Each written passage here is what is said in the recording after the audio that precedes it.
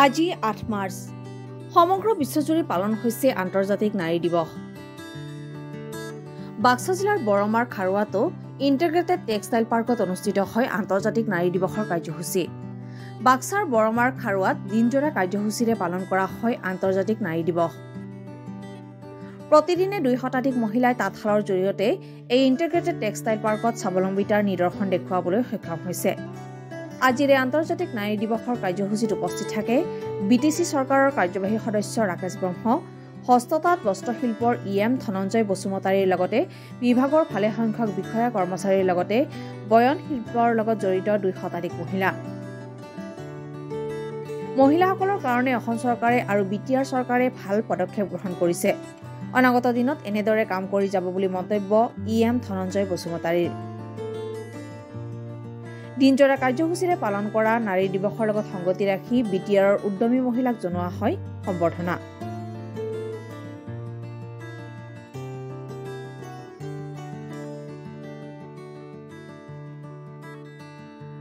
Bodoland handloom mission প্ৰথমে আমি ধন্যবাদ দিব লাগিব BTRৰ চিফ সন্মানী প্ৰমোদ বড়ো ডাঙৰীয়া দেৱৰ যিটো সপোন, এই সপোনটো সঁচাকৈ আজি বাস্তৱত ৰূপায়ণ হ'বলৈ গৈছে।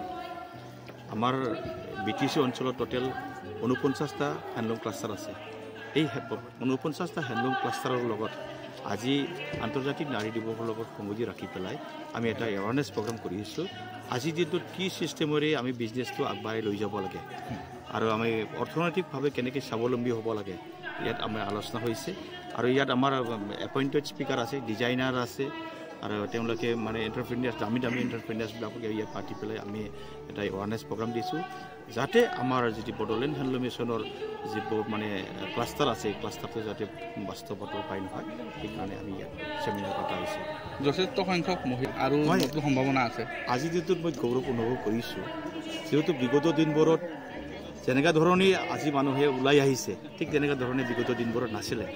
এতিয়া আমাৰ BTRৰ চিফ সন্মানীয় প্ৰমোদ বড়ো ডাঙৰীয়া দেৱৰ দায়িত্ব লোৱাৰ পাছৰ পৰা, আমি দায়িত্ব লোৱাৰ পাছৰ পৰা BTR অঞ্চলৰ স্পেচিয়েলি মহিলাসকলে ইমান আগবাঢ়ি আহিছে, ইমান অন্তৰেৰে তেওঁলোকে মানে আদৰি লৈছে হেণ্ডলুম মিছনটো।